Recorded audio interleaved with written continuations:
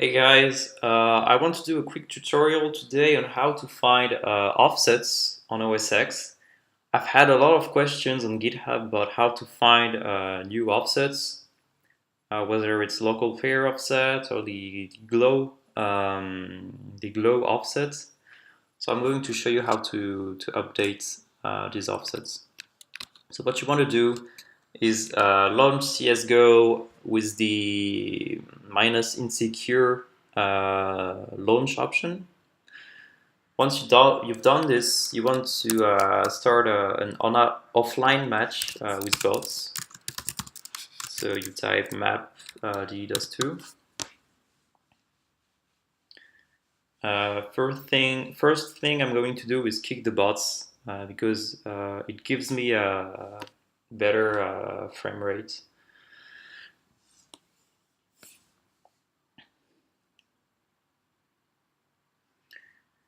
So I'm using a 2015 MacBook Pro with a 13-inch display. CSGO is quite laggy, and even more so when I'm recording the screen. So I'm sorry if it does not feel very fluid. So I'm joining the terrorist side. So what you want to do is bot kick the bots, change the warm-up time to something very big, and you're good to go. So you need a program called Beat Slicer. It's essentially the same thing as Cheat Engine, which exists only on Windows. Beat Slicer is free and it's open source, so if you want to add features, you're free to do so. So, Beat Slicer, you attach it to a CSGO process, and then I'm going to show you how to retrieve the LocalPlayer offset. So first thing, I'm going to talk a little bit about what LocalPlayer is. CSGO was coded by Valve using C++, and they've implemented some object-oriented thing. Well, it's not really object-oriented, but anyway. So you're a player, and to the player is associated some kind of structure, which is called LocalPlayer. The structure is a way of ordering a set of variables in a particular order. In memory, it's just some kind of array, and the array are a set of variables in a given order. So the LocalPlayer, for instance, could look like this. There would be some attribute, then another attribute. But what I've learned from looking at the memory is that somewhere, at some point, you will find your team number, which is either 2 or 3. It's an int. It takes only 4 bytes in memory. After your team number, you will find another variable which takes 4 bytes also. So I'm going to assume it's an int. And after this variable, you're going to find your health, which is an int. From looking at the memory, I've learned that the health is always 0x12c bytes away from the start of LocalPlayer. That means that LocalPlayer, as I said, is a structure in memory. So it starts at a given address. Say LocalPlayer starts at I don't know, 0x 12, something like this. And I'm telling you that if you take this address and you add 0x12c to it, you'll find your house. Is the address of your house. And in a similar fashion, and you can connect that to what I've just said, the starting address of LocalPlayer plus 0x124 is the address of your team number. And mathematically it adds up because 0x12c minus 0x4 will give you the address of this. And if you subtract 0x4 once again, it will give you the address of your team number. And this is equal to 0x124. So yeah, that was a bit of an explanation about what the LocalPlayer is. And what CSGO is doing in memory is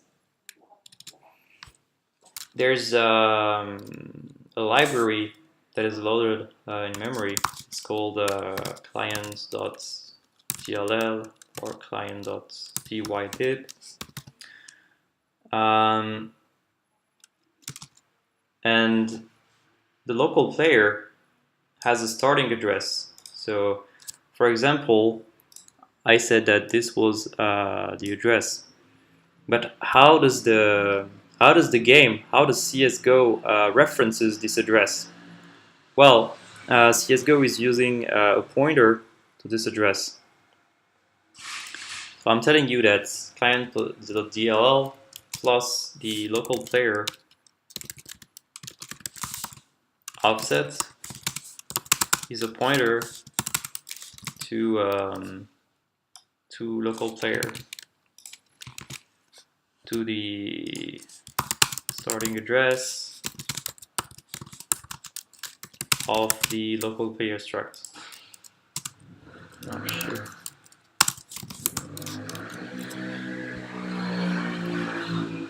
So if you follow the steps of my reasoning, you should realize that if you find your house, so I've got the address of my house, my health.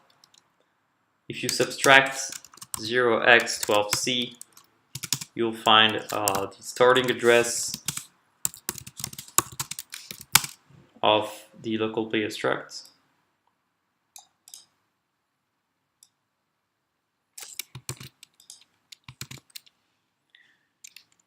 And once you have this address, I'm meaning the address of the LocalPlayer struct, you know that there is a pointer in memory that is pointing to this particular address. So keep that in mind, and we're going back to BitSlicer for now. So right now we're going to look for our house, which is this integer. So we're looking for 100. Boom. Close to 100,000 values. We're going to filter out some results by decreasing our house and doing another search. So we're going to decrease our house by 3. Now we're looking for 97. Only 45 values left. We repeat this. Now we're looking for 94.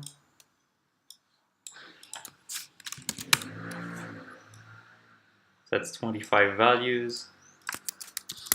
We repeat this again. 91. That's 22 values. Repeat this. 88. That's 21 values. 85. That's 21 values, and it's not going down anymore. So we can stop searching. So what we found here are all the locations in memory that are carrying our house. These are all the integers in memory which correspond to our house. Now I want you to notice something very special. I'm going to decrease my house again, and I want you to look at the changes in the value column. My house is currently 82, that's written here. And if you look at the values we found, you see that some are 82 and some are quite strangely still 85. These values here, 85, 85, 85. You have to get rid of this. So what you want to do is just remember the last two letters here. So it's starting from A8 to 50, and I'm going to erase these addresses. So A8. So you see now they changed to 82, but we have to get rid of this to 50. You delete them, and if you do hurt me again, all the values change to 79. So that's correct. So we still have, let me check how many searching values left, and that's a bit too much. So what we want to do now is to verify that each address complies with the LocalPlayer struct. And what we're going to do is check that 8 bytes ahead from house is a team number. And I've told you that a team number is either 2 or 3.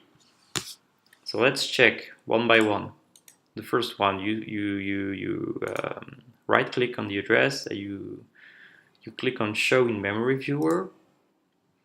So that's the start of the variable that is carrying your house. So that's hexadecimal, so it's 4F, but you can see that in decimal it's actually 79.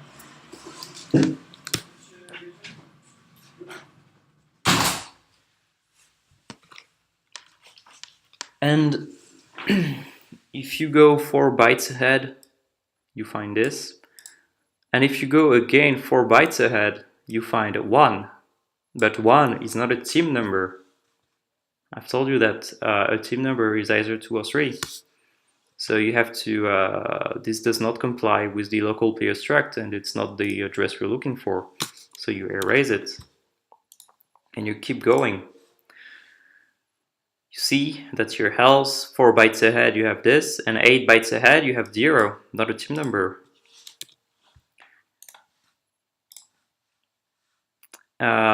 Same thing, that's your house, 8 bytes ahead, not a team number. You keep doing it. Your house, 4 bytes ahead, 8 bytes ahead, that's a 2, that's a 2, that's a team number. So it's potentially the right address. So we keep this. Now we need to filter out the other ones. So that's your house, 4 bytes ahead, 8 bytes ahead, that's a 0, that's not a team number. And you keep going. That's your house here, 4 bytes ahead, 8 bytes ahead. This is not 2 or 3, so you dismiss it. And you keep going. That's your house, 4 bytes ahead, 8 bytes ahead. That's 2, that's a team number, so that's potentially the right address. So here is your house, you go 4 bytes ahead, 8 bytes ahead. It's not a team number, so you erase it. Your house, 4 bytes ahead, 8 bytes ahead. That's a 2, that's a team number, so it's potentially what we're looking for. Your house, 4 bytes ahead, 8 bytes ahead, not a team number. Your house, 4 bytes ahead, 8 bytes ahead, that's a team number, so you keep it. Your house, 4 bytes ahead, 8 bytes ahead, not a team number. And the last one, your house, 4 bytes ahead, 8 bytes ahead, not a team number. So you have 4 addresses left. So I'm telling you this, the first one is always the right one. So you stick to the first one you've just found here. So what we want to do, so now we've found where the variable my house is in memory. So we know it's 12 C bytes away from the start of the local player. So we're going to go to the start of the local player, and I've written it here. What you need to do is subtract 12C from the address of your house, and this will give you the starting address of the local player struct. So we're going to create a new variable. The type doesn't matter. What you want to do is copy this address and change the address here, minus 12C. So this here, I'm going to name it. So I'm going first to get rid of the these addresses. I'm going to name this as address of start of local player struct. And I'm going to name this as my house.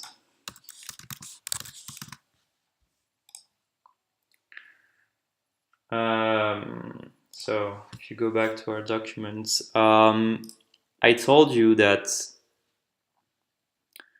client.dylib plus local player offset is a pointer to the starting address of the local player struct. This here is the starting address of the local player struct. So we are looking for a pointer to this address. So luckily, BitSlicer has the ability to do pointer scans, so that's what we're going to do now. So you click on search pointer to variable here, and it will return like 100 pointers that all point to the address of the local player struct. But what we're looking for are offsets to client.dylib, and luckily these 4 addresses here, they fit the bill. So we need to decide which one of these carries the actual offset. If you look at the address, if you click here, you will see the address expressed as an offset to the address of client.dylib. So that's exactly what we're looking for, but this would yield actually 4 different offsets, and we actually want 1 offset. So right now I'm going to show you something. I'm going to disconnect from the game and see how the variables change. So you type disconnect, and you see that out of the 4 variables, these 2 have gone to 0 and these 2 have not changed. So these 2 are not the variables we're looking for. So this leaves us with 2 possible pointers to the start of the local player, and I'm telling you that the second one is the right one. It's always the right one. So what you're gonna do is double click on the address of the second and copy this, and this is your offset. And I can show you, if you go to the GitHub and you check the code, main.cpp, if you check the local pair base, which is here, I'm going to paste the offset we've just found with BitSlicer. They're identical, so that gives you your offset. This one is very easy to find. You just have to filter the results as they come, and as I've shown you.